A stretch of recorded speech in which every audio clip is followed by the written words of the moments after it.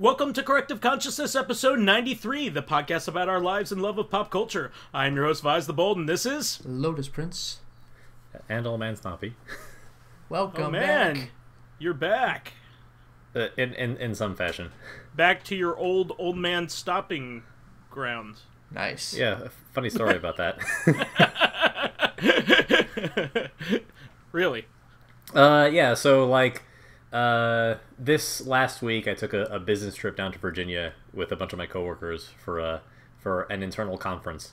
And we decided as a group to go to Dave & Buster's. And so, like, they had heard from some time ago that I was, like a substantive DDR player. So this is, like, the one chance... when you're, like, really into something nerdy, and, like, you actually have that, like, one, like, tiny opportunity for people who are not, like, gigantic nerds to actually, like, become invested in the thing that you're really interested in. Yeah. And see your actual ability in the flesh. Like, and to show them off, and to show it off, and for them to actually, like, be invested in it, and not just like, oh, that's nice, you know? Yeah. So like, Wednesday was that moment for me. So we went, and they took videos, and it'll probably wind up in our company, in our, like, team Slack channel at some point. Nice. So I got to be OldManStompy once again. Yes. Even older. Yes. Even stompier. As they might be giants say, I'm older than I've ever been. Yep, there it is. Until you're not. Yep.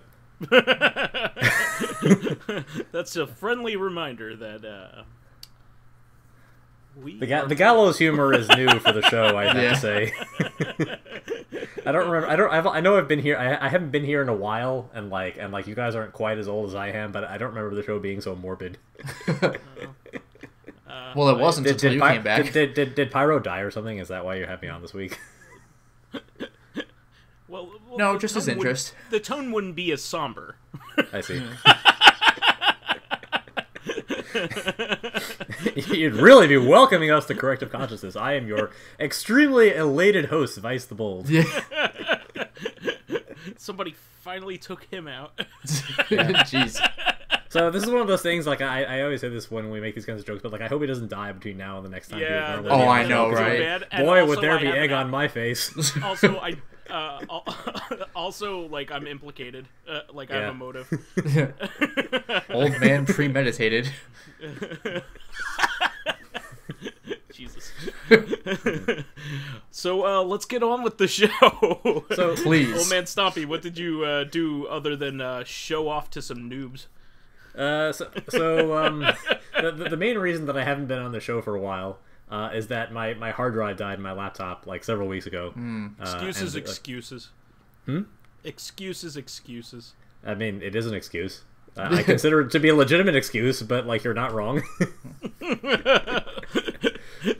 Oh, man. So, I haven't been playing any Final Fantasy XIV at all, although I did, like, I made it about a week before I bought the PS4 version. I was like, for the first few days, I was like, I have so much free time now, I can play so many more video games. I forget, I'm pretty sure that's all one batch of servers, right? You can do cross-platform with that. Yes, every Final Fantasy XIV service plays together. So yeah, you wouldn't be starting off fresh. Like, no, that'd be a nightmare. Yeah. You can go back to your old profile, in other words. Yeah. So I played it because the Easter event was ending, and I wanted to get the little minion before that expired. I basically, like, I told myself, you know, I'm gonna take a break from the game. I felt like I had been becoming burnt out in it for a while, and I was gonna stop playing it for a little bit. But sure enough, like 3 days later, I just walked into a GameStop and purchased the PS4 version. You know what they say? There's no celebration of the resurrection of Christ better than collecting a demon. Well, I mean, I did. My laptop did die, and my account rose from the grave 3 days later to oh, that's amazing. Wait, no, that's Altered Beast. That's not Easter. Yeah, he rose from the grave an undisclosed period of time later. I see. Sorry, he woes from his grave. No, that's Altered Beast. Yeah, wise from your grave. Right. Otherwise, I used all the spare time to play Tales of Berseria. Like, I haven't finished a Tales game in quite a while. Of course, that's because there's only like 1 or 2 out in America that I haven't played, so I have no reason to go back and like replay the old ones. They're RPGs. I usually don't like playing like story heavy RPGs the second time around. Well, the only ones that I've played are Tales Sky Patrol and yeah, I think that's it. Is that a real Tales game? Yeah, I've never heard that name before. That's a Sonic the Hedgehog spin-off on Game Gear. I see. I don't think I even Sky heard of that Patrol. anyway. Yeah. No, but the only Tales games I've played were Symphonia and Eternia. I have watched you play Eternia. You were working real hard at that game.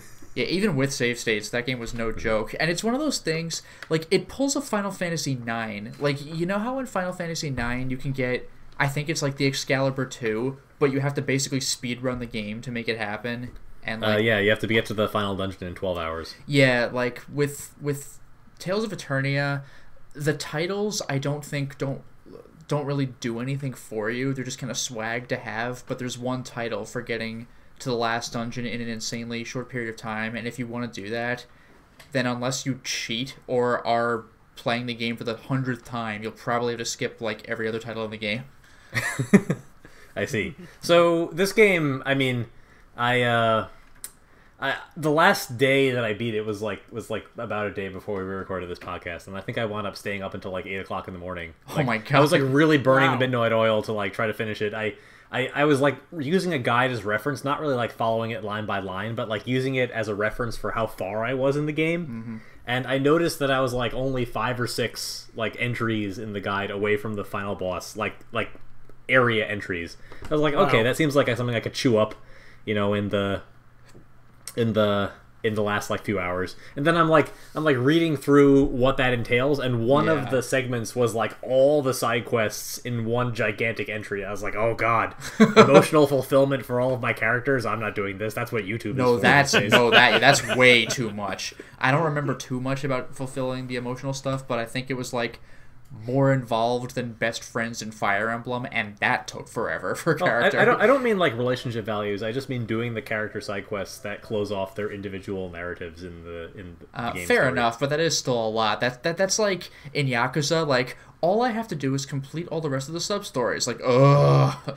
If I had decided to give myself like one more day to play the game, I probably would have been able to like knock out most of it. Mm-hmm. But like once it got to like 4 or 5 o'clock in the morning, like I was really priced into at least attempting to make it to the final dungeon in that last like stretch run. Yeah, I that's would like when we even did. argue that- That's like when we did Undertale. It's like, let's Yeah. just finish it up, and I'm like, oh god, it's like 4:30. I remember like you were like really burning your candle at both ends during that last Yeah. stretch where I had to walk all the way back to the that starting was zone just to talk to Asriel. Yep. I would even like argue that sometimes the reason why you play the game is for the subquests, you know? Yeah. Yeah.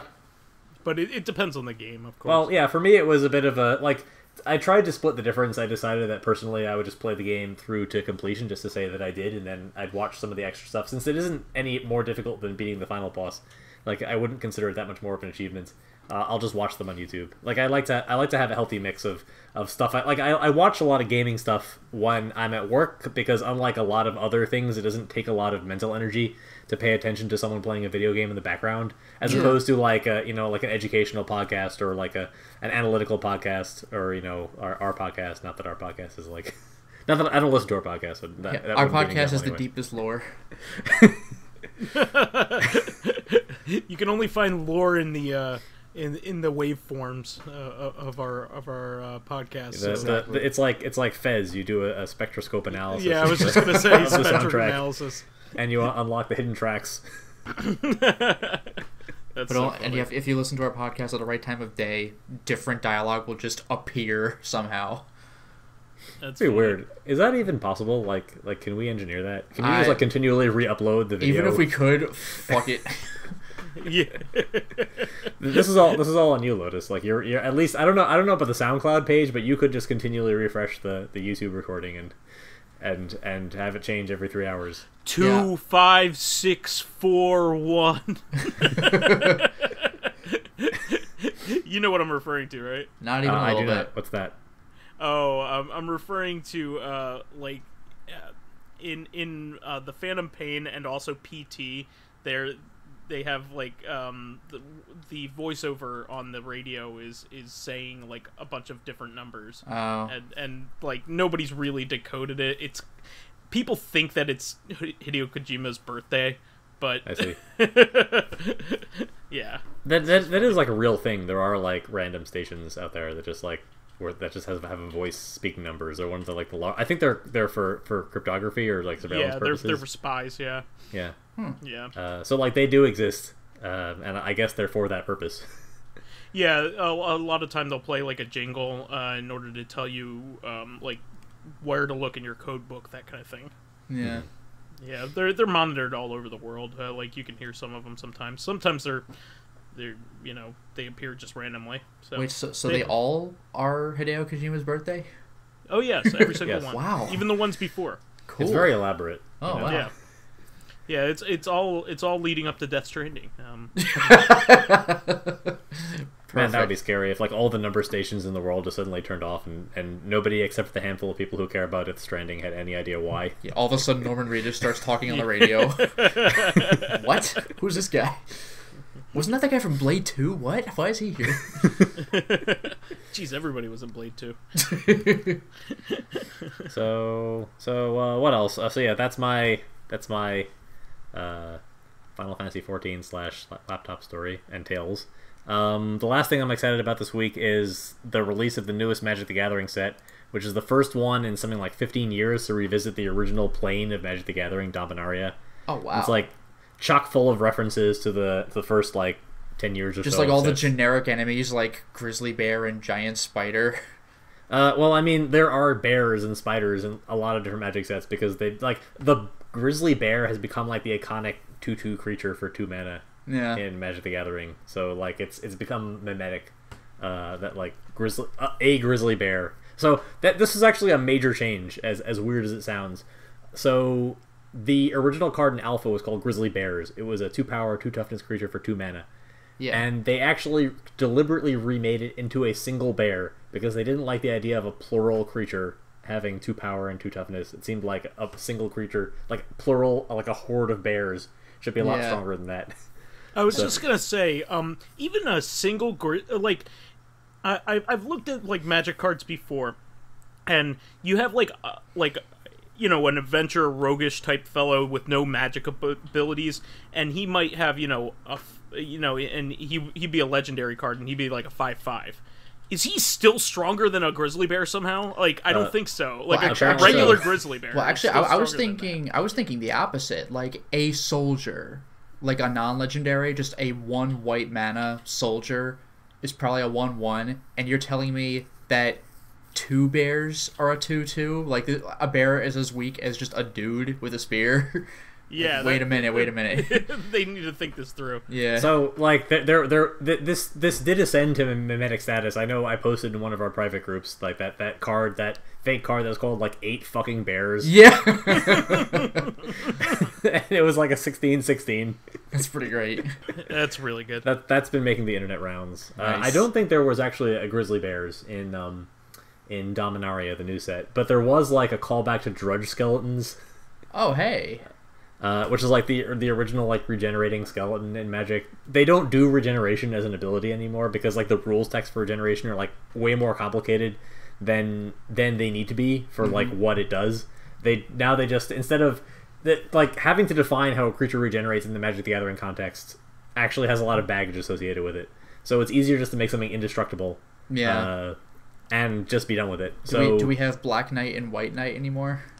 Sort of. Oh. There is a Black Knight and a White Knight. So the original Black Knight and White Knight had respectively protection from black and protection from white. And that's another like incredibly complicated ability that's changed several times over the course of the various redesigns of the Magic rulebook. So like Black Knight has protection from white that you used to just read like very vaguely in the rulebook cannot be affected by white things. Yeah. So that meant that you could cast like your Wrath of... What does affected mean? Like yeah, what does that mean? So like if you cast your Wrath of God that destroyed all creatures, that was a white spell. So they're just like, oh, Black Knight's not affected by this. It doesn't get blown up by Wrath of God. So they had to like write down very specifically what does it mean to have protection from white. And it's impossible to remember, and it's actually kind of like like 4 abilities rolled up in each other. So they don't do that anymore. They just made like a white knight and a black knight. They get a little bit stronger if your opponent has the opposite color, and they also can't be like targeted by spells. Do we have Circle of Protection artifacts? Yes, there's no Circle of Protection. Yeah, those were Circle of Protections are like ridiculously overpowered. Well, how about like weird abilities like cannot be affected by like X color enchantments or like red and blue elemental blast? Actually, those spells are broken as hell. A little bit. So they call that like trinket text, and it doesn't like really usually affect a card's power level because the situation where it actually matters is so obscure that it almost never comes up. So you can have like a lot of that. It just like it takes a lot of mental energy to remember that this is what my card does. Because like there's a creature that says like cannot be affected by specifically abilities your opponent controls, like which is a really like small subset of things that your opponent can do to that creature. Usually you like attack it with a creature, or you aim a spell at it to kill it. Yeah. But this is like can't be affected by abilities from like permanents that you control. Okay. And like so like there's one of those. What are the other callbacks? I mean, some of the characters banding. There's no banding. There hasn't been banding has been gone for a really long time. Can you finally half tap your mana? So funny story. Well, not that funny. So like there's this tapping your lands for mana only like 45 degrees instead of 90 degrees is one of those things that like really bothers players. And because you can't tell whether it's a mistake or not, right? Yeah, like it has to be really. People tend to do at least 90-degree tapping, so that is really unambiguous which state your cards are in. It makes sense. So the newest online version of the game, Arena, which is in I think closed beta right now, that's how the lands tap. They tap like 45 degrees, and it's just really really frustrating for longtime Magic players to watch that. I would think that it would be for so you can actually like read them on the screen easier. I think it's like a UI decision. Yeah, I'm sure like because it's in like the problem with paper Magic is that if you don't tilt your cards enough, then they get moved around a lot. They're light. That's part of the reason why it's so important to make it unambiguous. In an online game, distinct online. In an online game, it's much easier to tell, if something is tilted versus straight up and down. So like you're right, it just really bothered players for a long time. I could see There's like certain visual effects that players expect in a game of Magic, and they didn't translate that to the online game. And like it's fair if there's a good reason for it, then you should do it. Like Vyse said, it's probably to make it distinct so that you can still read the text.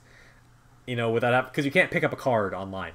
Like usually you can like mouse over it or something to get a tooltip, depending upon the client that you're using. But you can't just like you can't pick it up like you can a paper card down on a table. So like it made a lot of sense to keep it partially vertical. Now, if we're going back to Dominaria, is Mana Burn back? Mana Burn is not back, and neither is Mana Barbs. When am I going to use my Mana Short? I can't use it in a game. So there are some cards that have it that were designed with Mana Burn in effect, and like in Gatherer, which is like their central database. It's like searchable database for all Magic cards. Some of them just have annotations in errata that just say like, now that Mana Burn doesn't exist, this card is basically useless. Yeah. Like I was gonna say, like, so can I use my Bronze Tablet either? Can I play for mandatory ante?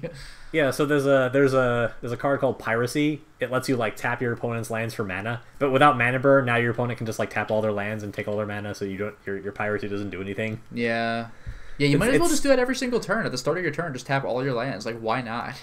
Yeah, so like the reason this is better in the long run is that it lets them make more fun cards that make lots and lots of mana without having to burden the player with being burned. Yeah, although I will say though, one reason to not tap all your lands at the beginning of every turn is just so it's easier to keep track of how much mana you have. Like when you cast a 3 mana spell, just tap 3 things and you can see how many things are untapped. There is that, but if this were like a real Wizards duel, you might as well just pull all your stuff right now. Well, you wouldn't, because you might want to cast a spell on your opponent's turn. Oh, that's true. Okay. I mean, like blue elemental blast and suddenly kill his 15/15 red creature out of nowhere for 1 blue mana. Whoa, blue's more powerful than I thought. or you wouldn't, because you would be participating in witchcraft. That's a good point. Yeah, we can't have that. We got to go back to banning cards with demon in their name and like stone throwing devils from Arabian Nights, because Magic the Gathering and New Dungeons and Dragons, and we're all complete fucking idiots who believe in actual demonology from a children's card game. I don't know.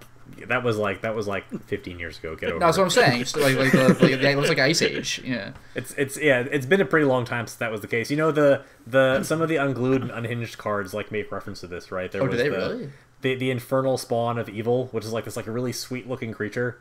It was a reference to the fact that the art direction in early Magic sets was really bad a lot of the time, and so like the it depicts what you think is this gigantic demon, but it's actually like this little like rat looking thing with a Christmas sweater on with a mug of hot cocoa. I do remember that. Yeah. The type line says summon demon and it's crossed out and it says summon beast.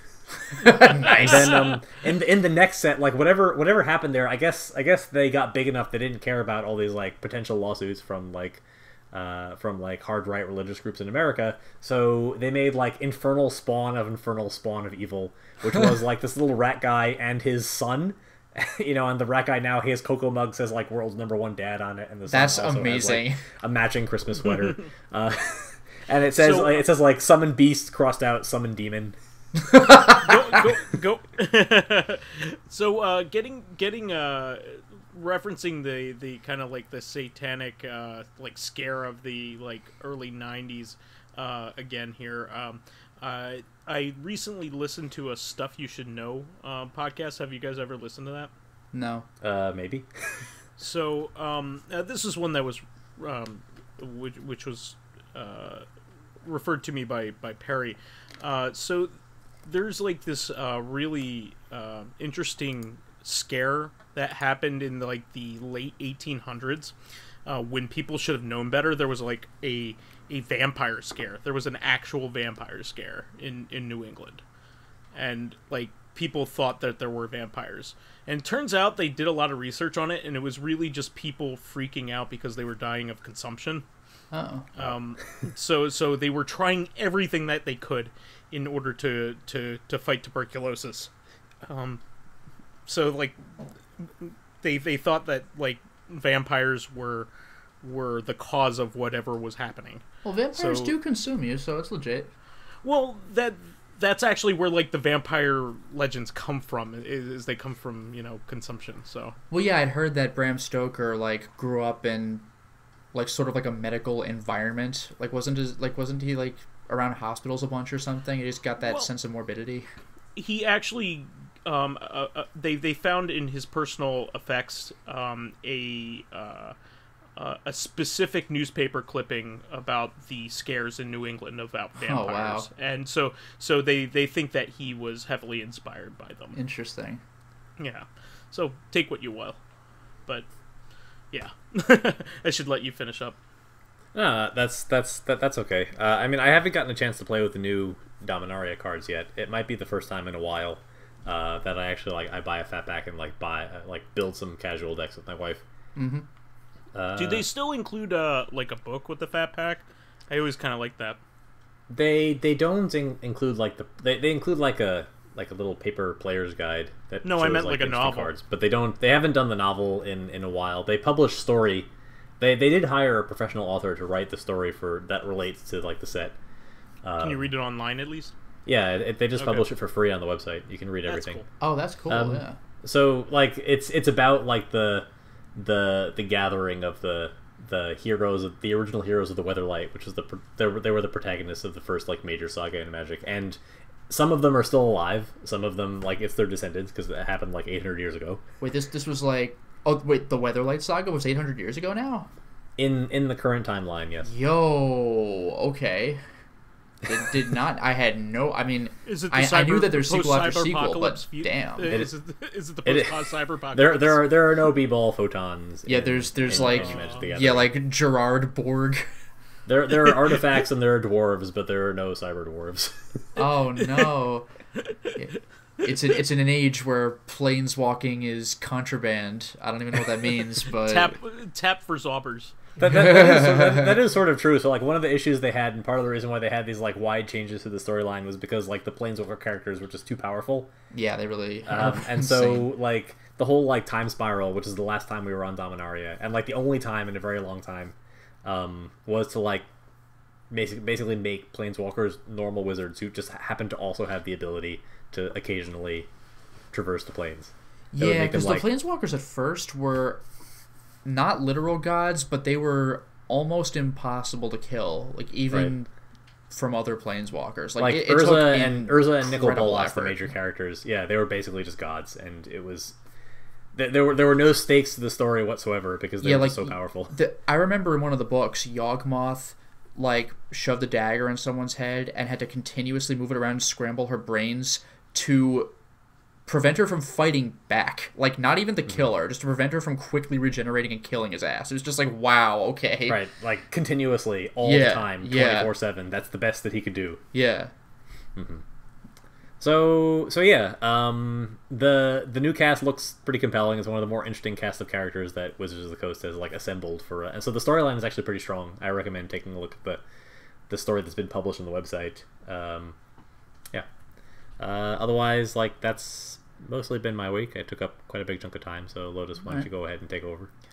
Well, okay, first things first, quick shout out to the Ori and the Blind Forest Let's Play. At the time of this recording, this is Sunday night, the Let's Play is finished for people on Patreon. They can see that right now, which means that it will be finished in a week for the general public, so that ought to be finished on, I forgot, like Saturday or Sunday of the following week. Otherwise, I did some more streaming. I played more Stonekeep, the Bones of the Ancestors, the really crappy WiiWare game. I forgot, OldManStompy, did we ever talk about that one to you? Yes, I have heard this, and I purchased it when I made my rounds of the WiiWare shop closing. I actually really want to, like, at some point, see you try playing it. I would love to see that. Well, why would I do that when I can watch you play it on the Patreon? No, you could, but trust me, like, actually trying to play it is a whole other experience. But in any case, I've beaten the dungeon a long time ago. That's what the first level's called, just the dungeon. I beat the stables, and then all of a sudden we just go into elemental levels. Just dungeon, stables, and then forget it, earth, fire, wind, water. So that seems kind of backwards. Usually you go to the stables first, then you get your horse, and you go to the dungeon. I mean, you hear horses in the background, but I never saw any horses. Just stables where you would keep horses. Like it sounds like Monty Python and the Holy Grail. They couldn't afford the horses. They just the sound effects. Don't worry, their horses are there. Actually, I'm going to come back to that relatively shortly. There is something like that. But anyway, I went to the Hall of Air. I went to in the last stream, I did the Hall of Water and the Hall of Fire. So you can guess what their themes were. And then when I finished the Hall of Fire, I entered the Hall of Shadow, and I suspect that's going to be the last level, or maybe the second last. The way this game works is every once in a while you could find spells on the ground, and then you learn how to do them, and then the game autosaves. Well, autosaves. It saves once you get the spell, but when it saves, it tells you your percentage of remaining health and mana, and also your percentage of spells acquired. So I've been using the spell percentage as a sort of benchmark for how far I am in the game, even though that may or may not be accurate. So after I had beaten the dungeon, the stables, and the Hall of Water, I had something like 47 or 49% of spells. And when I did the Hall of Water and Fire, they just dumped all those spells on me at once, like the water themed and the fire themed spells. So now I have, like, after 2 more levels, now I have 92% of spells. And I'm either really close to finishing spells, or maybe I already have and I just missed a couple in my journey, but I'm right there.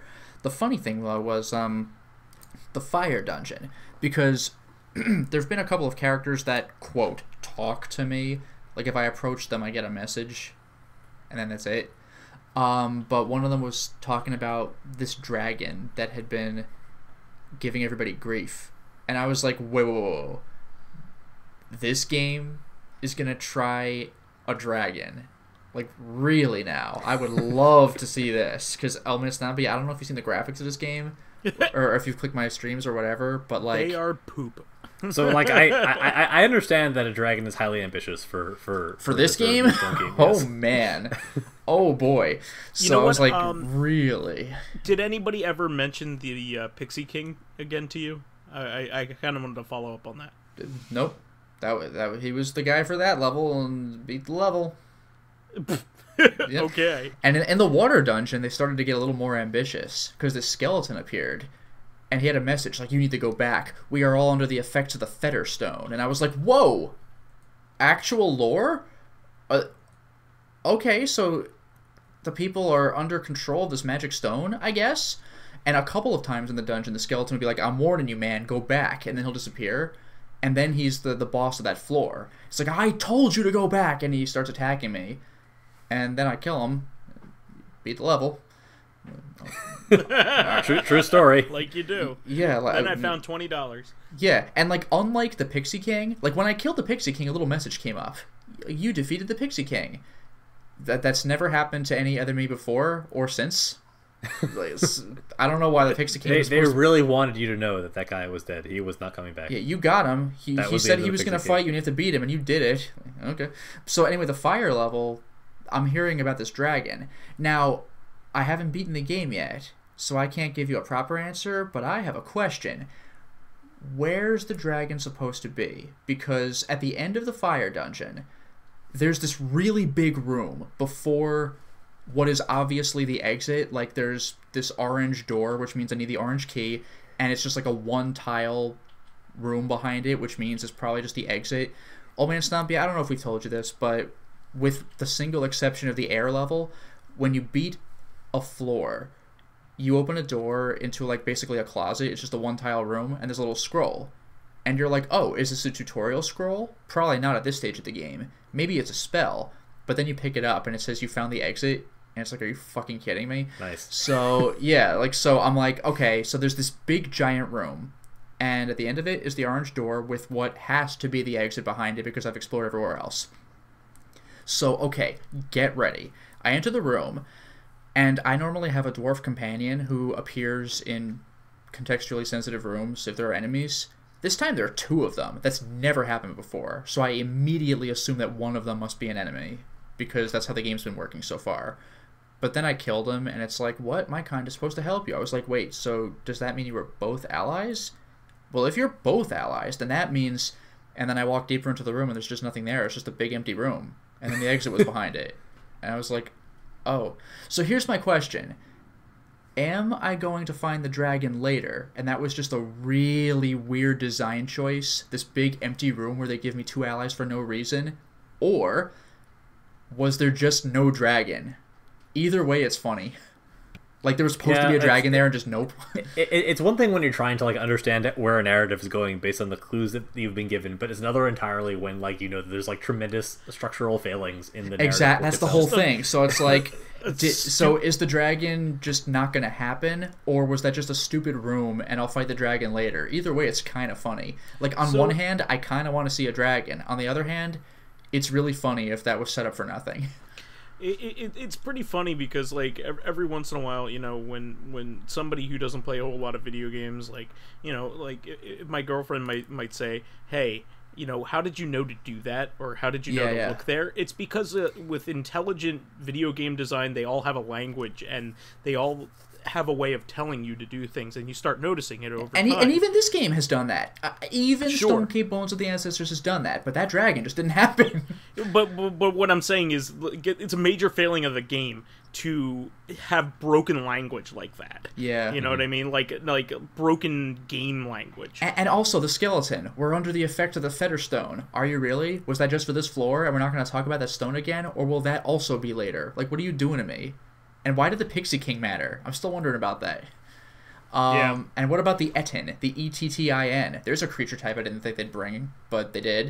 And I killed two of them in the fire dungeon. Alright. Good for you. Yeah. That was the thing I did. Okay. By the way, those creatures suck. They regenerate health.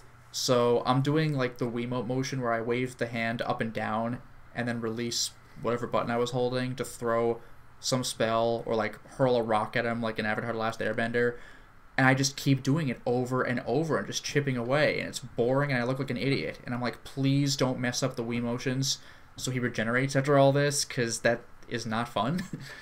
I enjoy watching you play any, like, we related game. Dude, at some point you should come over and we should just do some more Muscle March. like No More Heroes-esque. I was thinking Rhythm Heaven.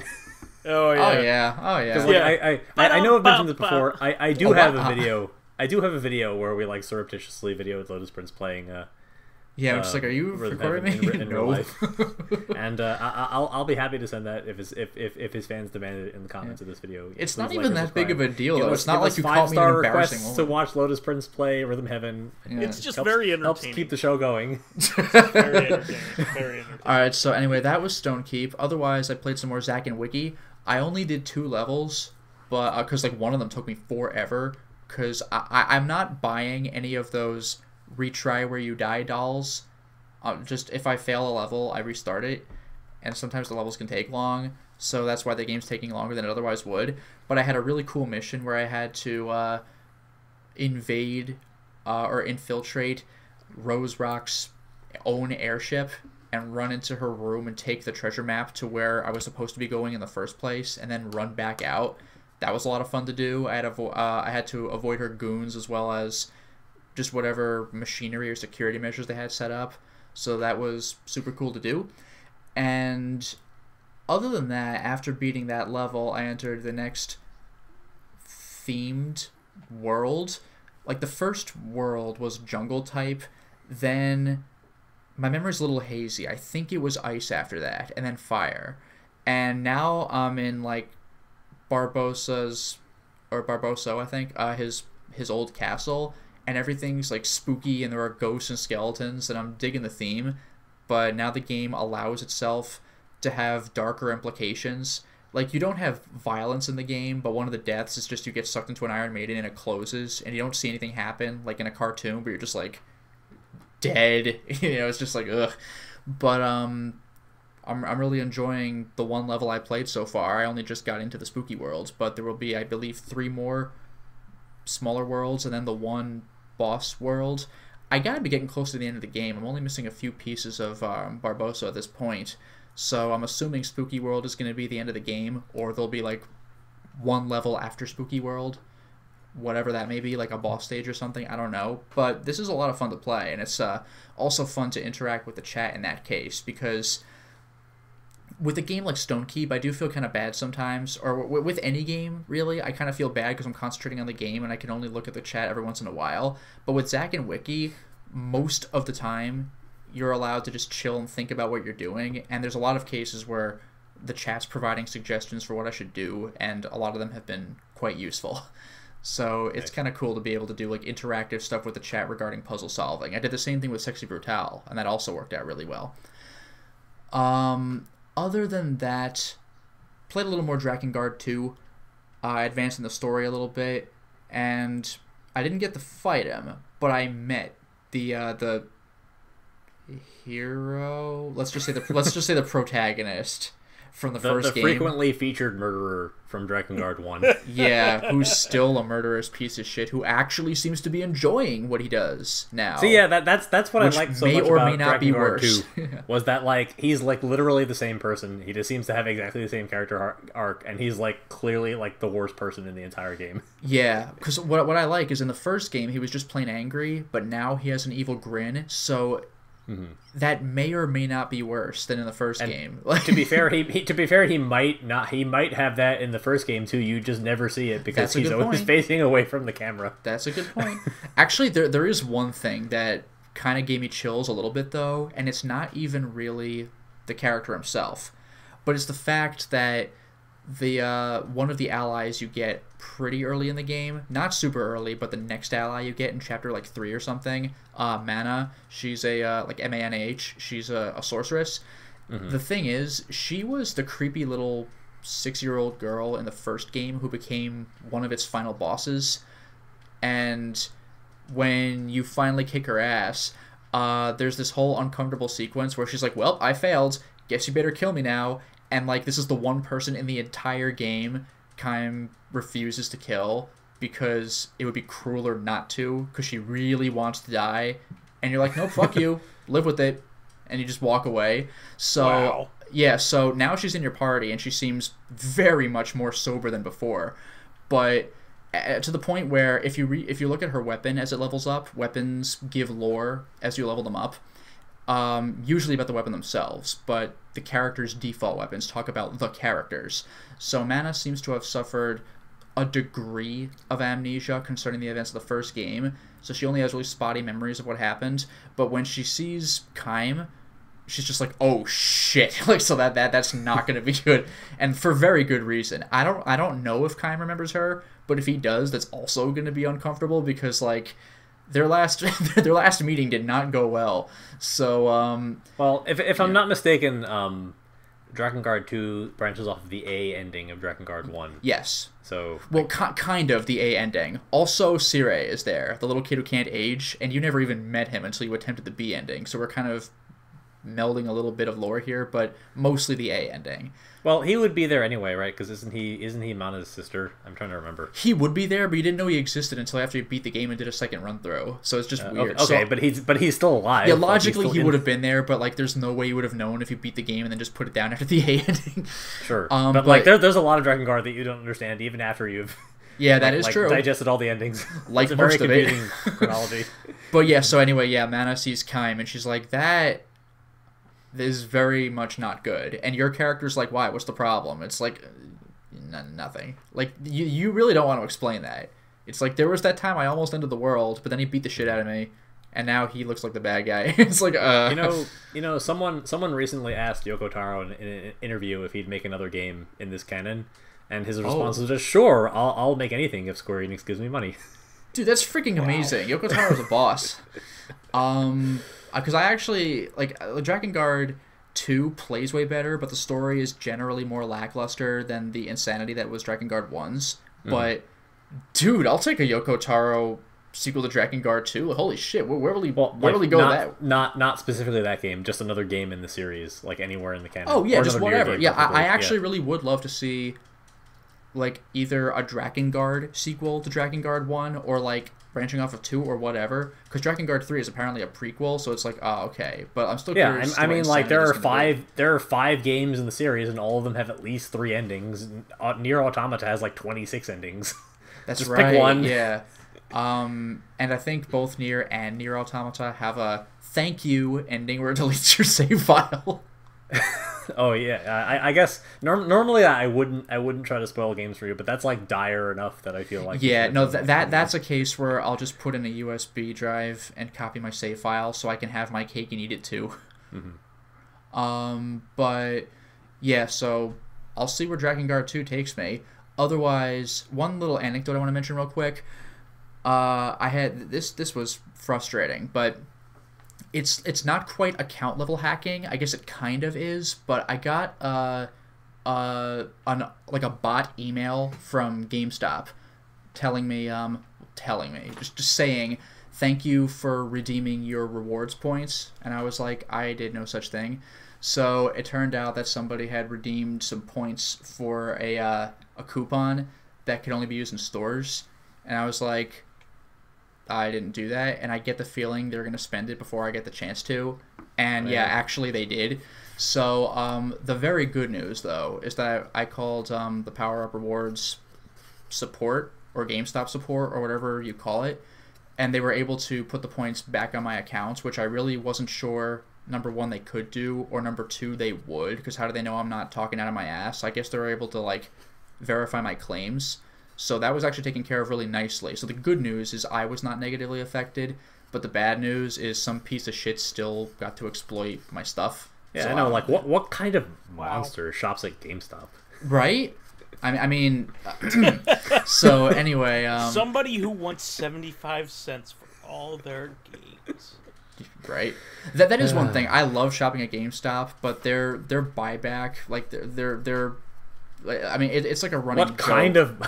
What kind of Lotus Prince shops at GameStop? Nah, I know, but for real though, like if you want to sell your games there or whatever, like there's a reason. There's a meme of them like not paying you jack shit for your games. I mean, like if the game is new enough, you can get a decent price on it. But I actually have had that like comical offer of like $1 or something for The Last of Us on PS3 because it's pretty cheap digitally and on PS4, and it's like it was like $1 or maybe slightly less, and I'm thinking like, okay, well there's your plastic case. How about the fucking Blu-ray disc in it? Like it's just like for the parts alone. Like don't give me that bullshit. $1. I could go to a garage sale and make like I don't know how much, but more than that, fucking hell. More. So the only other thing I wanted to bring up was OldManStompy and Minty Mitch. The last time they were at my place when we were doing 999, they had lent me the Neil Gaiman book, The Graveyard Book. And truth be told, aside from what little I heard of the audiobook of Good Omens, which was Neil Gaiman and Terry Pratchett, I've never actually read anything by Neil Gaiman. So that's a good place to start as any, when they just give me a book for the purpose of, like, you should read this. You So should definitely read The Sandman. So I hear. I just never read any Neil Gaiman. So the Graveyard Book was fantastic, though. It's about a little kid whose parents were murdered when he was just a baby, so he didn't really know who the murderer was or even really who his parents were. But some guardian took care of him at a local graveyard where, because he was a small enough kid and he was given special benefits, he was able to see and interact with the ghosts there who were buried there, and he was able to make his life well enough in the graveyard for the most part and learn really low-level ghost abilities. Like, you could only get higher-level stuff once you actually die or go part supernatural or what. And it's just kind of dealing with him growing up and interacting with the characters there and eventually converging on, going back to the murder in the first place. And this is something, it makes me think of Coraline, not in terms of the plot at all, but this is, I don't know if it's a book that little kids would read, but I can see it being a book that could be read to kids. It's like, I mean, they're both Neil Gaiman books, so it should remind you. Well, of exactly. Coraline. So, like, but I mean, you could write adult stuff too, but I mean, these things were like for children, but like maybe like as a family, like a parent could read it to the kid or something. So it's kind of like fun for the whole family. It was a really solid book, and I'm very happy I read it. So thank you very much, OldManStompy, and I guess you could pass that along to Minty Mitz as well. Well, you should, because I had no part in this whatsoever. In fact, until you told me that this happened, I had completely forgotten that this entire exchange. Okay, took place, I'll thank Minty Mitz instead. OldManStompy, I take it back. I get no thanks whatsoever. All right, yeah, no thanks to you. In fact, I probably would have been angry if I had been looking for my copy for our copy of that book and I had Minty Mitz! She told me that she gave it to you. You lent it to that pleb, Lotus Prince. But now I'm slightly less of a pleb because I've been educated in the ways of Neil Gaiman. Anyway, yeah, that's been my week. So, good times. How about you, Vyse? I've continued along and in playing the games that I have been currently playing. I've still been going through the Frozen Waste expansion of Horizon Zero Dawn. I'm still really enjoying it. I've gone... The main storyline kind of has only a set few, like, mission structures in which it goes through. So, like, some of them involve, like, tracking somebody through their steps, Sure. or hunting something and gathering something, and basically collecting things that you need for it, or going to a certain place and killing all the guys. So after a while, even though the gameplay is a lot of fun, it gets very kind of samey towards the end of the game. Frozen Waste actually mixes up the mission structures quite a bit, and in some cases it subverts your expectations. So it'll start like like the trope that the game is set up in the proper, but then it will divert wildly. Okay. So it's actually like one of the best designed expansions that I've played in a long time. A lot of times DLC is either like it's minor or kind of tacked on, or something isn't that exciting, unless it's something like extra characters or something like that, or a fun bonus. Yeah, I was gonna mention, like, Little Nightmares' DLC was just an entire side game. Yeah, and it's great when it's like that. However, that's the exception. Yeah. This has actual like weight and meaning, and is kind of its own little microcosm. I really enjoy it. It's probably been one of the best DLCs since I played since Minerva's Den for Bioshock 2. Bioshock, yeah. Yeah, so it's been quite excellent, and I've been enjoying it the whole way through. Now, I'm gonna still continue on with that. So I'm probably gonna be playing this game for a while. I mean, let's just face it, it's a game that just takes a while. But it's fun. When I get a chance, I pour an extra hour or two into it. But the other game that I'm playing, of course, is Kirby Superstar Ultra, and that's coming to its conclusion. In fact, it's getting to the point where I'm losing my my will to continue on with it, because all of the extra content in this game is basically repetition. So one of the major extra modes that they give you is like Meta Knight mode, which you just run through all of the games as Meta Knight. Like it's the same bosses, same levels, same content, but it's more of like a speedrun style. Okay. Because like you're not collecting anything, you're not looking like so you'll go through the Great Cave Offensive, but what made the Great Cave Offensive so good was, you know, the collecting and finding of items. There's none of that in there. Milky Way wishes, you don't have to find the abilities. You know, so it's just beating the same bad guys, but with like more offensive character. So it's fun, but it's like the only thing different is that the final boss has like you fight a unique final boss. Which... I mean, I guess in general, it's more of like a victory lap. It's like, now just play with this character, just do the game. Yeah. Yeah. Like it makes me think of Sonic Adventure 1, where if you do everything, you get every emblem, or then you can play as Metal Sonic. But why would you? Like, everything's done. It's like, you can play as Metal Sonic. Yeah, it's like a Chicago typewriter or whatever. Very specifically, the Sakurai developed Kirby games have this as a feature, that they always have like one incredibly difficult boss that's only accessible if you beat the game at least 2 times. So there is like a lot of repetition built into Kirby games to see all of the content, and Superstar Ultra is no exception. There's like some alternate version of the boss rush that has an even more difficult version of the Marks boss. Yeah, and the super difficult versions of the bosses are usually those like surprisingly creepy bosses. Mm-hmm, exactly. Yeah, so now I'm fighting the hyped up version of the Aztec boss, the one that kind of acts like Master Hand. Yep. So I've been trying to beat him as probably the last thing that I need to do to get like the last gold medal. Each of the main modes has a gold medal once you beat it. This is like, there's regular arena mode, which I beat recently, and then there's like the arena mode where you play as one of the buddies, one of the allies. So it's harder in that you can't change your power. You're locked into whatever power you chose at the beginning of the arena run. So you better pick one that you are really good with.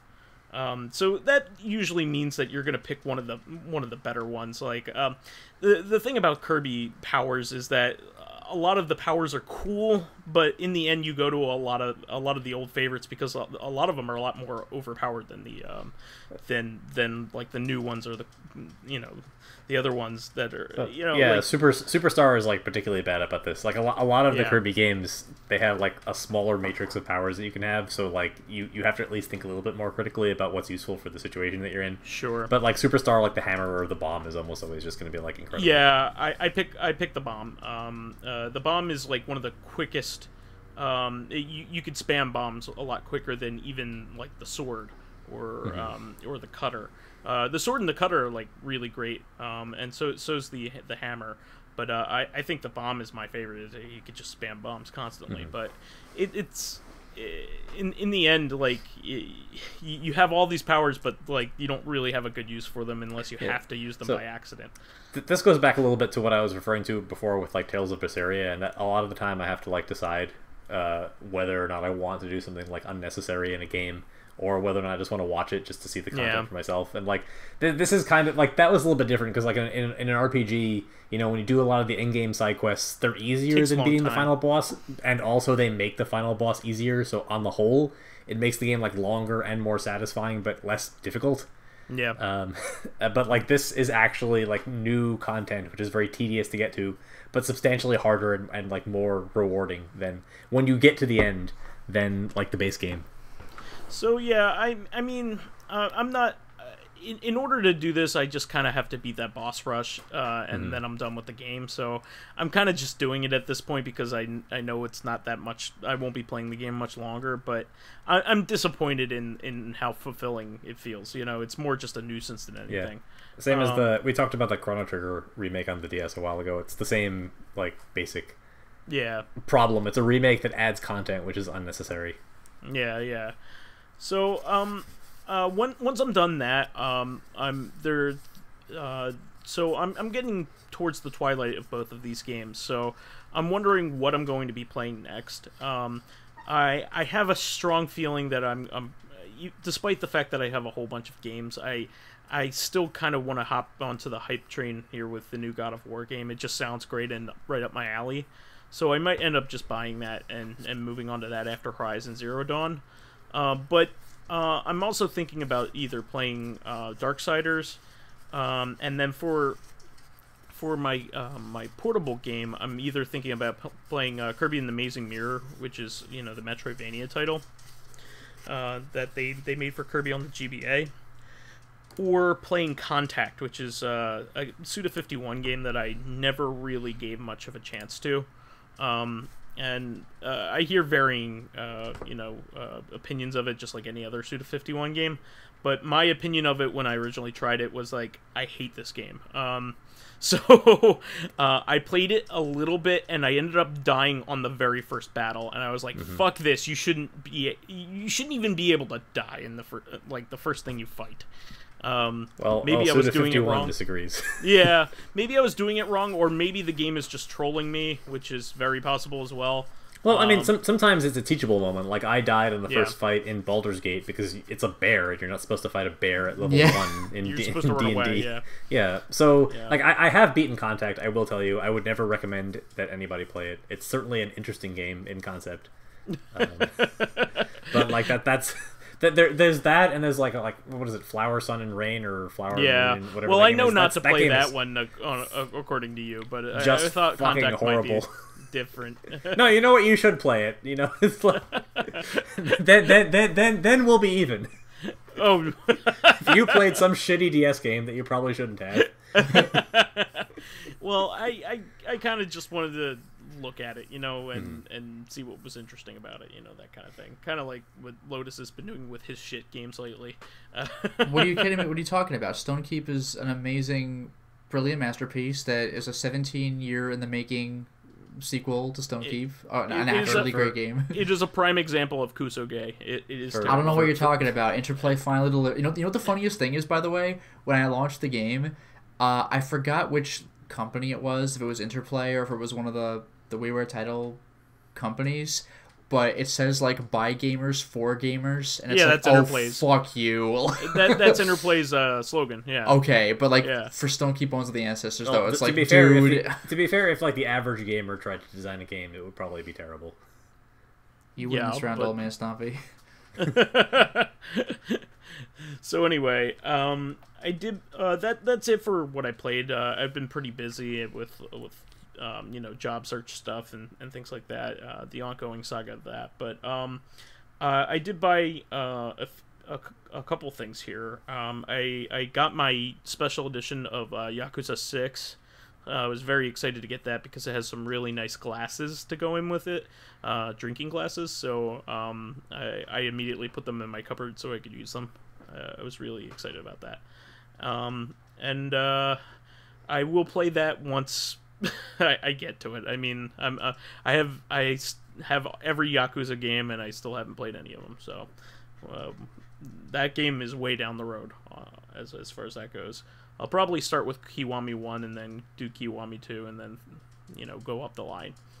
But I also wanted to take a quick second to mention that I did buy on the Switch Real Bout Fatal Fury Special, which is probably one of my favorite fighting games of all time. It's not quite as good as Mark of Wolves, but it's a very, very, very good fighting game. It's probably I would call it the second best Fatal Fury game. It's excellent, and it still has the plane switching mechanics of that Fatal Fury had from the start. Fatal Fury, yeah, which Mark of the Wolves doesn't have that. So you can kind of say that this is like the last true Fatal Fury game, like in terms of gameplay style, because that's what made Fatal Fury games unique. Yeah. And Mark of the Wolves is really kind of a spin-off title when you think about it, like a Gaiden, because there's only one character from the previous lineup in it. It's kind of its own thing. So it's Terry, right? He's the only one. Terry's the only character that carries over, and I mean you have Rock Howard, which Yeah, I was gonna say Rock is Geese's son, but that was still his like first appearance anyway, though, right? Yeah, but there are mechanics included that are similar to, you can have, there are proteges in the game that kind of, or stand-ins for other characters. Yeah. Like Soul Calibur 5 did that. Yeah, I mean, there's a character that they allude to being Andy Bogard and my son. Like, there's just like some other cool stuff that are hidden in that game, but it doesn't have the plane switching that made Fatal Fury like unique, compared to something like Street Fighter. Mm-hmm. So I definitely recommend this game. It's very solid, plays like a modern fighting game, and it has some of the most beautiful pixel art around. So definitely take a look at it. I also got my Nintendo Labos in the variety kit and the robot kit. I did not get the customization kit. Do you guys know what the customization kit is? No, I've heard of it, but I've never played with it. Yeah. So the customization set is basically a bunch of stickers that you can use to decorate your main kits, and basically put like Mario eyes and stuff on it, and it also comes with masking tape and rainbow tape. I prefer like the original look of my my stuff, but I haven't gotten a chance to play with either of the Labo sets yet, and more to come on that, but I'm excited because it's a new idea, and I think it's something really fun, and Nintendo at its heart is a toy company, so I'm definitely like excited to try it out. It may end up being a gimmick or whatever, and may not even like be fully as good as I want it to be, but in terms of gameplay, but I'm excited for the idea, something new, a new concept in gaming, to include like these cardboard peripherals and stuff like that. And you know what, what was really neat about it was I just had the boxes sitting there, and my girlfriend's friends came over, and they don't play video games at all, and they were like, wow, this looks really neat. So it even got them interested because it's a new concept. Mm-hmm. So I think it's going to be really, really cool. I just hope it's fun to play. Mm-hmm. I mean, like, we've always given Nintendo the benefit of the doubt that like a lot of their ideas are really simple and they don't seem very interesting, like if at first glance, if you're like an experienced gamer, but even if a small fraction of them turn out to be fun, like it'll be different for everybody, and like sure, and like those fun things tend to be like extraordinarily fun. Like Nintendo Land looked incredibly unassuming when I watched it for the first time, but there were a couple of those mini games that are just like among the most fun I've ever had playing video games. Yeah, and I would imagine be quite entertaining. Yeah, Labo is in the same vein. Like probably some of them are mundane, but at least they're trying, and some of them are really going to capture like some kids' fancy. Yeah, and it's kind of the same with those Mii games that they were the Street Pass games. I just love their experimental nature and their it might not be the most entirely awesome execution, but it'll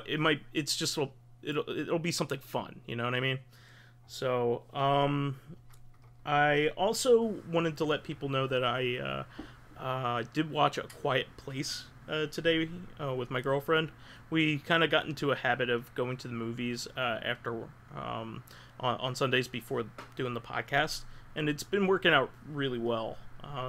So we went to see A Quiet Place. It's directed and starring John Krasinski from The Office. And you know who he is, Lotus, right? Yeah, he was Jim Halpert in The Office. Yeah. He in his like directorial debut like really killed it. Like this is a really great thriller slash horror movie.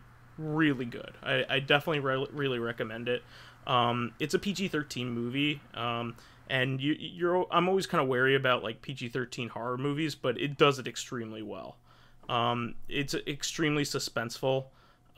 You're on like the edge of your seat the entire time. Most of the movie is near silent or ambient. Because that's what I heard about it. Even without the context of jump scares, anytime any kind of sound happens, you're like, Yeah, exactly. And you come out of the movie trying to be quiet, because you get used to the concept of it. Yeah. Because that's just what they have to do, in the world that they're in.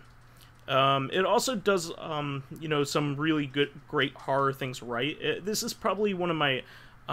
Probably my favorite horror movie since 10 Cloverfield Lane, I would say, which was also really excellent. It keeps a lot of secrets. Like you don't by the end of the movie, you're not giving a whole lot of explanations. You're just given the people dealing with the situation. So therefore, it's a lot scarier when you don't know what the hell's going on or why it happened or or giving up straight up explanations or exposition. It was great. It and it had a really great ending. I loved every moment of it. My girlfriend was on the edge of her seat the whole time. She's not big into horror movies, but she was there for the roller coaster ride and she loved it. So I definitely recommend it. It's a classic, and people will be talking about it for years to come, I think. And I also think it's very much worth watching in the movie theater, because the sound design is so effective that having the good sound system of a movie theater, and also the fact that you're in an enclosed area that with no bleed over from other ambient sounds and things like that, you're only really paying attention to the sound of the movie in a movie theater. So it's very effective. So I definitely recommend going to see it while it's still in theaters. And I guess having said that, we can move on to questions. We did have some responses here. So the question from last week it was from General Ledger. Are there any series in which you would like to see a new entry, and would you like for it to? What would you like for it to present? So Facathon, friend of the show, responded and said, "You know what I want to see a new entry in? The conclusion of the arc started in Ocarina of Time. Before that game, Link sets out to find Navi, and after the game." Yeah, and that's how Majora's Mask starts. Now I want to see when he finds her again. So basically, that's a great. That's pretty good. You don't really see that conclusion of the child. That is arc. true. Yeah, he gets interrupted. Now we're in Termina. Termina is dealt with, but then that's it. Yeah, what does he do as an adult in that timeline? Not even as an adult. Like, what does he do right after that? He was going out to look for something, and he just never got there. Yeah. So that is like a usually unexplained aspect of like most one-shot video games with a recurring protagonist that is not the same character from iteration to iteration. Is like in every Zelda series, except for like the very first one, you know nothing about what happened to that like particular iteration of Link after the series ended. Like for all you know, he just retired to go back to his hometown. Not only that, but you don't even know whether like how the lineage works. Like you don't know whether these Zeldas and Links are progeny or like they manifest somehow in and like that is intentional on Nintendo's part because they don't think it's really all that important. And it is. Well, no. Actually, speaking of which, I think it might have been Igarashi or at least someone involved with Castlevania who said that they regret putting like dates on each Castlevania game because that makes a timeline and that restricts them from doing other things with the timeline instead of just like here's a new Castlevania game. It's like, oh, but is it before or after? Like, who gives a shit? Yeah, and also not only that, but like they also had a big problem with like every 100 or like every 50 years this happens, or every 100 years this happens. Like you're gonna run out of time where you can go backward, because like Dracula was like a real person, so like Yeah. you know what I mean, like Well, like that and they didn't really acknowledge stop him them. as a real person in the games, you know what I mean, like so like eventually you can only go back so far. They went back pretty far, and Yeah. not back past the the historical Middle time Ages. period, but like pretty far back for the. What did they went to supposed be the- 1100? I think something that was like that? I think it was the 11th or 12th century that the Lament of Innocence took place, which is supposed to Yeah. be canonically the first Castlevania game. But I mean, Like, like he's right though in a way, and I actually like that in the Aria of Sorrow and Dawn of Sorrow games kind of take it into the near future, because it has some technology stuff pop up, That is some kinda higher cool. tech stuff. I which games would do that more often? Now, Zelda kind of did that, like, while I was starting to have that inkling. I was like, Zelda should do something cool where they have kind of like a futuristic Zelda. And what they kind of did was they kind of did it, but like in a way that I didn't expect, which is kind of cool. They did like technology that was old, kind of Yeah, thing. well, even in Link to the Yeah. Past, there are those rotating statues that shoot lasers, and you're like, what? Yeah, but that's only like little shining dots through the clouds of that kind of stuff. They Yeah. full on like embrace it in Skyward Sword and Breath of the Wild. Have a lot of technology in them, and I really like what they did there. But I think it would be kind of neat to have like computers involved. Like I don't know, just like some Like kind of in cyberpunk Drakengard. Zelda or something. It would be kind of cool. That didn't go badly whatsoever. It was fine. Dragon What was Guard that? 1 did it. Oh, Dragon Guard 1, yeah, they Yeah. had computers. They go to Tokyo and get shot down by a missile. Like, No, Yeah. even before that, just the Empire, the Sky Fortress, just had computers. It's like, what? Well, I guess like so that's like part of the storyline in Final Fantasy XIV as well, that you have like these like all of the major races can summon a primal, and that's like one of the things that the humans fear the most, that like one of the beast tribes is going to summon their gods. So you have this like technocrat society that's coming in, and putatively they're the villains of the story, but they're also like tired of the beast tribes summoning their primals all the time. They're trying to find a solution for it via technology. Yeah. Wasn't Alexander itself like a technological summon? It usually is like a castle in Final Fantasy games, and it is like a giant robot in 14. Yeah, I remember in Final Fantasy VIII, it just like opens its shoulders and shoots 100 missiles, and I'm like, wait, what? Right. Because that was the first I'd ever seen him. I'm like, what is this? So, and then Connor said, I'd love to see a new No One Lives Forever. That's one of the great series that hasn't been ported to modern systems, unfortunately. The first two were among the best first-person shooter games ever made. A new one in the same mold as its predecessors, but with modern tech, would be amazing. It's perfect time to, with games like Doom and Wolfenstein heading up, a renewed interest in quality single-player shooters. I would agree. I would love to see some more first-person one-player games. Unfortunately, Wolfenstein 2 did not do well. I'm kind of worried about the implications of that. I'm not sure why it didn't do well, and neither did Prey, for that matter. And they were both supposed to be high quality for the people who actually played them. So I think Bethesda has had kind of a string of good games that haven't sold well. The Evil Within 2 also didn't sell well, and was apparently a really amazing game. So I hope people return back to this. I mean, Shadow Warrior did really well when it was they did like a remaster of that, or a reimagining of that. So as I recall, No One Lives Forever has like tremendous rights issues, and that's the number one. It's been like among the top like requested games on GOG.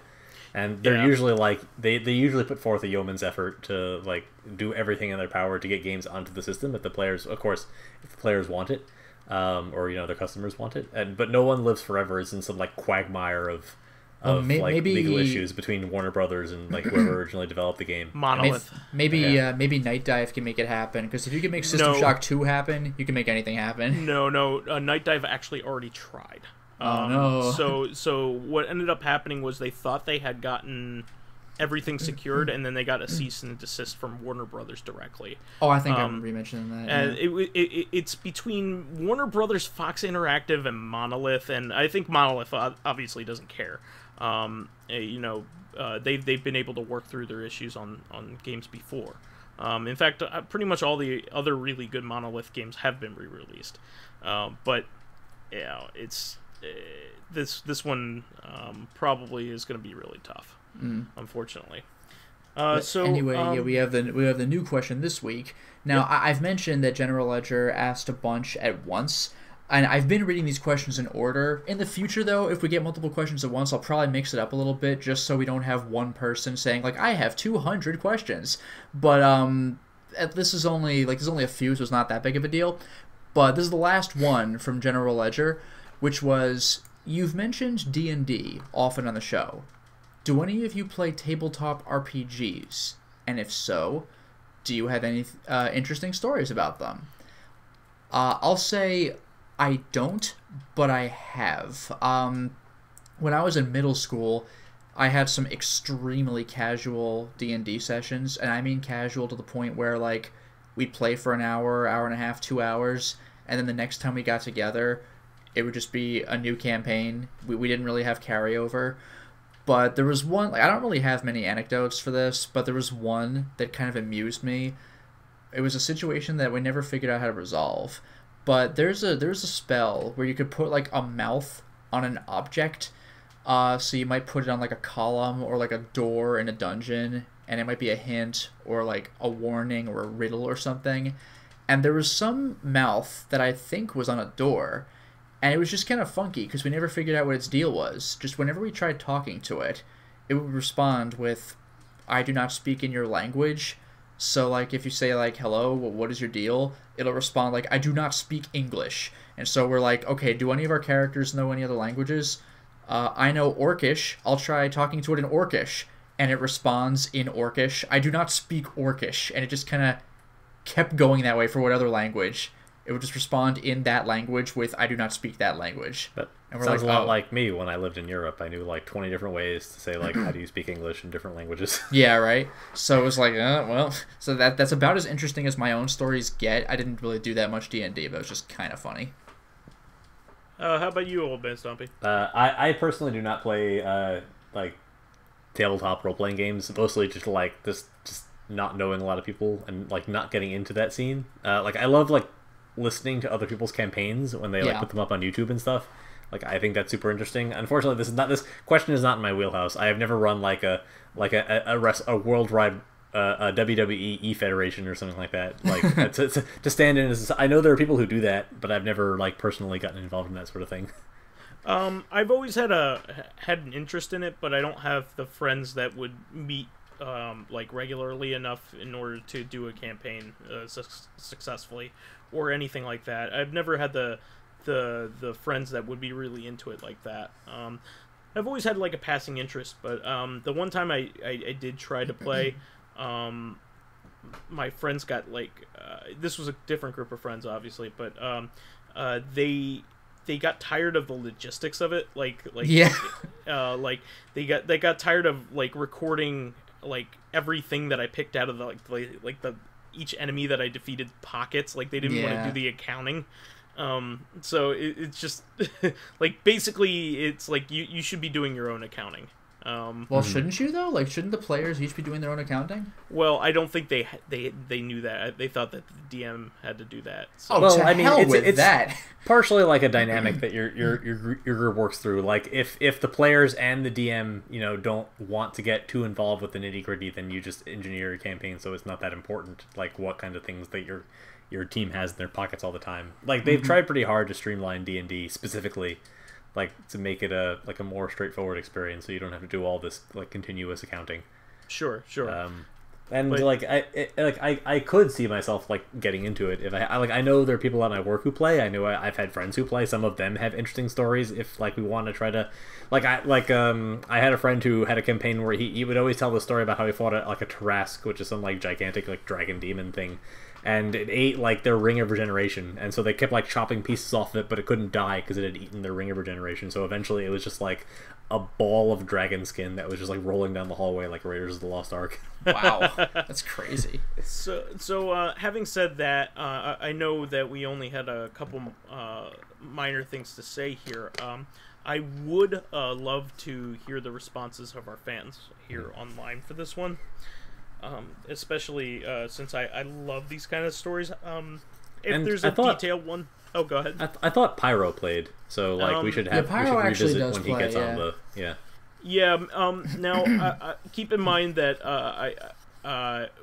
you should want to keep the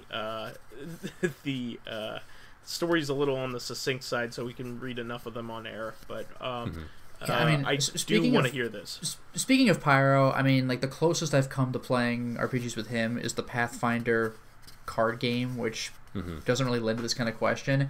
The only other goofy story I can think of was when we were playing Arkham Horror, which is not an RPG, but there was one rather amusing moment where we had like all of the players in the game get together, like there was like 4 of us I think, into one of the particular buildings, because in a building you're not at risk of getting into fights by monsters in the streets. But then the turn ended, and on a new turn, you see where gates come up, where monsters spawn, and if anything happens to any of the buildings. And it just so happened that there's a thing that's called you get lost in time and space, where you basically lose turns until you could roll your way out of it. And that ended up happening on the building we were in. So just all 4 of us just get warped and waste our time. And just the odds of that were really low, and it must have looked really stupid if you were to see it in real life. I don't know. Wow. Yeah. Well, with having said that, we will wrap up for tonight.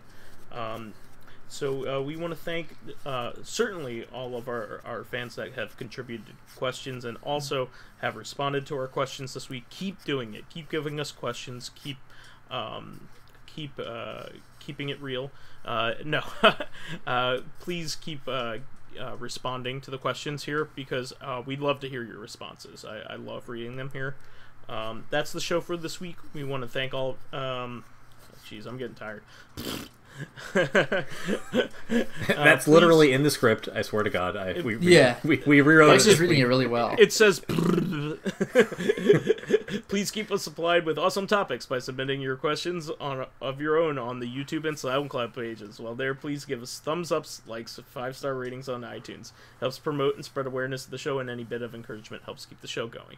You can also catch us on Thursdays on our sister podcast, Corrective Consciousness, the in-depth podcast about this week in our lives. Finally, you can friend me as vysethebold on Steam, PSN, Xbox Live, Twitter, Switch, Battle.net, and everything else. And you can follow me on my YouTube channel, Lotus Prince. You can hit me up on Twitter at Lotus Prince. And finally, if you are interested in seeing my videos early, getting in on exclusive live streams, or even selecting upcoming games for me to Let's Play, then perhaps consider swinging by my Patreon account, which can be found at patreon.com/LotusPrince. And you can find me as OldManStompy, or you could have found me up to a few weeks ago. Right now, it's pretty much a shot in the dark, whether or not I have any like functional computer to like reply to anything that you're sending to me. But do your best. Okay, so we will catch you on Thursday, guys. Until next time, everyone. Cheers.